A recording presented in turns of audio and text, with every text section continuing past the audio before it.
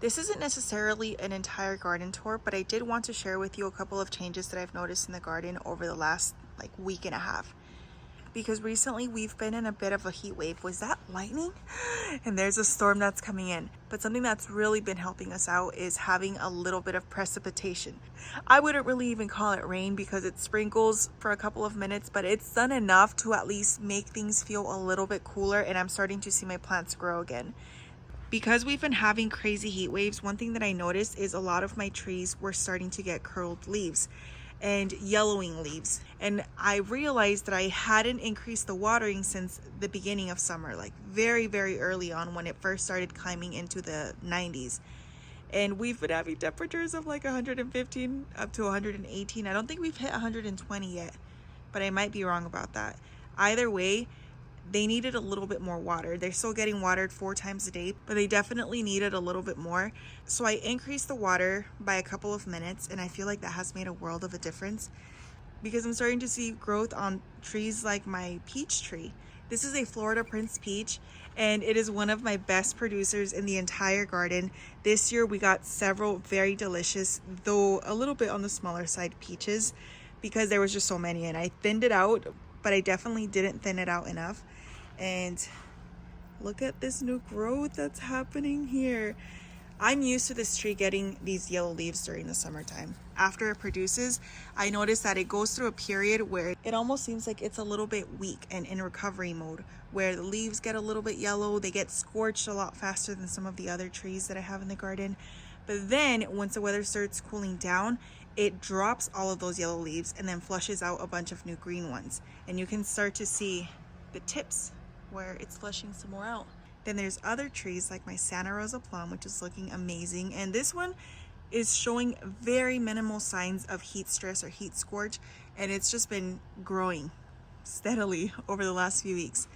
I'm also seeing some new growth, and the coloring is gorgeous on this red Malaysian guava. Since I've planted this tree, I have not seen it look this stunning. I feel like the color is almost very chocolatey right now. And my eye is immediately drawn to it every single time I look out the kitchen window, which is crazy because last year it was so scorched and so sparse that the tree was on the struggle bus for a while, but look at it now. And then there's other ones like this Frantoio Olive that's really starting to take off and fill out. And this is one of the trees that showed absolutely no signs of heat stress. It loves the heat. Oh my gosh, you guys. Wait, I'm so sorry. I didn't mean to get distracted, but there's more tomatoes. I have more tomatoes coming in. That's crazy. Look at that.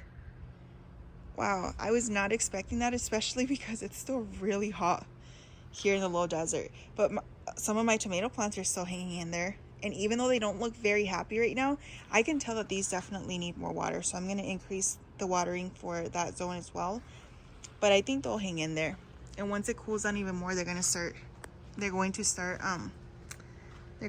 thriving even more. Even though there's a good amount of growth on a lot of my trees, I am noticing quite a bit of scorching on some of my tropicals. Though compared to last year, before the shade cloth was up, the burn then was crazy. It's like the type of burning that could take out the entire tree. But this time I just see some burning on the tips of the leaves. And usually it's the newer growth too, because if you look at the older growth, that one's completely fine. And the reason the newer growth has so much burning on it is because I recently chopped it back because we were getting the house ready for pictures since it's on the market. And this tree was coming out into the pathway far too much. So in order to tidy things up and open up the walkways, I pruned it back, which meant that then it exploded with even more growth. And that growth was really sensitive and it didn't have enough time to fully mature before the heat set in. And that's why you see quite a bit of scorching there. And then other plants that show it as well are ones like my mango. But I think my mango shows it mostly on the newer growth and also the growth that is very high up because it's closer to the shade cloth. All the growth that's down a little bit lower is looking fantastic with almost no burning, but there is still some. You can kind of see it where it gets a little bit more exposure from the sun right here. And it's also kind of unbelievable to see how much of a difference shade cloth makes, because little areas that don't have it, I can absolutely see the amount of stress that they're under because the sun here is just so intense. And I keep seeing lightning flash from time to time. And guys, wait, let me document this sunset. Personally, I love having shade cloth in the garden because I think it makes a world of a difference and has really helped my plants stay alive. But one thing I do miss is being able to look up at the sky, because look how beautiful that is. Even though it's stormy, the colors are just chef's kiss. But let me show you some of the other plants that are in areas where we can see how the shade cloth is helping. For example, this area right here that's right underneath the shade cloth is looking fantastic. It's even pushing out a bunch more growth. Look at that. This is the desert gold peach. But then if I show you this part right here, this is a portion that is just kind of up against the cinder block wall. And for some reason, that seems to be the only part really scorching, but it's mostly the older growth. The newer growth is starting to pop through, and that's looking pretty healthy. So it's probably gonna drop some of those older leaves. Yeah, how crazy is that? Let's see here. Oh, and I'm getting a little bit worried because, wait, let me turn on the lights. I'm over here freaking out because of course everything feels more spooky when it's dark outside. The citrus is all looking amazing right now. Not every single tree has fruit on it, but I think almost all of them do, and they look great. This is a ruby red grapefruit, and so far I only see one fruit, but last year it gave us a ton of fruit and the fruit were massive. This year it only made one, and the one fruit that it made is on the smaller side, which is fine because last year it overperformed, so I understand it needs to really take a break this year, but I'm sure that by next year it's going to produce a lot better. Something that I'm noticing about my citrus trees is the foliage on this side of the wall looks fantastic. Everything that's underneath the shade cloth looks great. It's green, it doesn't droop during the day, and it's even pushing on new growth. But everything that peeks up over the cinder block wall is getting completely obliterated by the sun because it just gets so hot, and I think just being up against the cinder block wall makes things so much worse when it comes to the heat. Oh wait, oh, I'm taking this scent, otherwise it's not gonna be here by tomorrow. Wait, ew. Okay, maybe y'all can have it.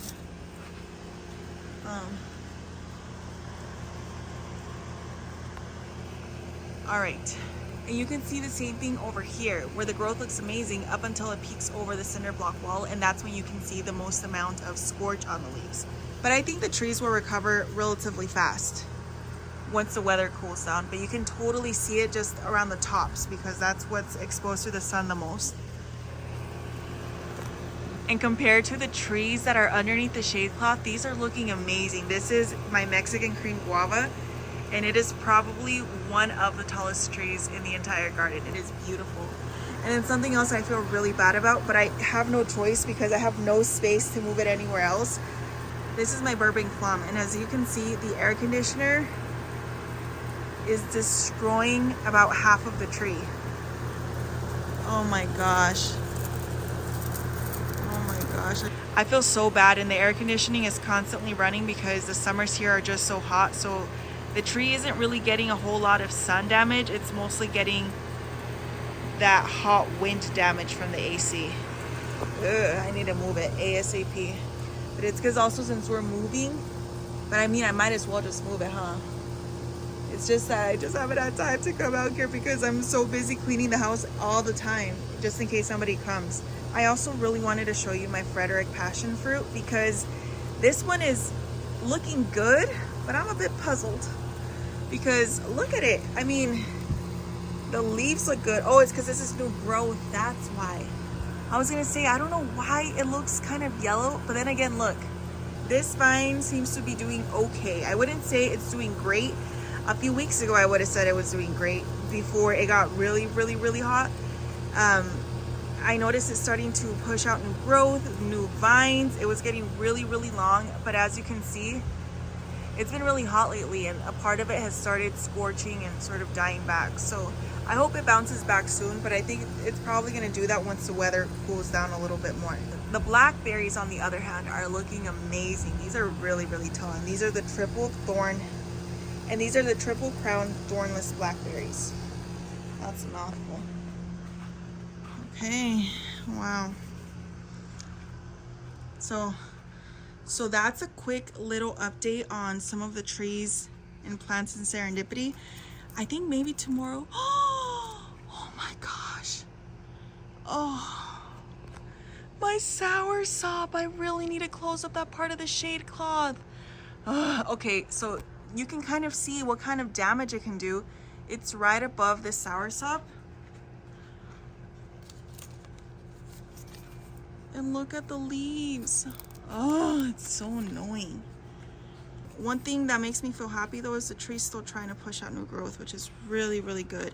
And everything else that's right underneath the shade cloth and isn't getting hit with direct light is looking pretty good. It's mostly the tips on some of the... I think it just needs a little bit more time, and then hopefully it bounces back. But is that burned though? I mean, on the soursop, I know that that's burned, but is that burned on these too? It does feel very like crispy, I suppose. Oh, this little Carmen avocado tree is just starting to bounce back too, so I hope that it's able to adapt a little bit better, and hopefully it starts making smaller leaves. I mean, they already look like they're coming out a lot smaller, and oh wow, oh, man, I wish you guys could feel this through the screen. But this is what their leaves usually look like. These are older leaves. They're a little bit more smooth, but something that it's doing that I've seen another avocado tree do is sometimes they start to make a lot more smaller leaves that are a bit thicker. And I don't know if you can tell on this one, but they're a lot more textured. They don't get as large, but they grow in smaller clusters, and I feel like that just helps to protect the branches and the trunk a little bit better. Can you see those? Compared to the older leaves. I've seen this happen before in another avocado tree, and who knows, maybe as the leaves begin to mature they'll get a little bit longer, but I don't think so. I think it's trying to adapt by making a lot more smaller leaves to shield itself from the sun. So you've seen those avocados, but look at this one. This one is in the most perfect microclimate of all, and you can tell this one's not struggling whatsoever. It's pushing on new growth with zero scorch anywhere. The leaves on it are huge and lush and glossy and green. This is a Fuerte avocado, and this one has the most protected area in the entire garden. Look at it. You can even see a lot of its branches onto the porch. I do need to prune it back. Eventually I'll prune it back, or maybe I'll try and graft it onto some of the other varieties. But either way, I'm waiting until it cools down because I don't want to open up any wounds to the tree and then have intense heat on top of that. So I'm just waiting.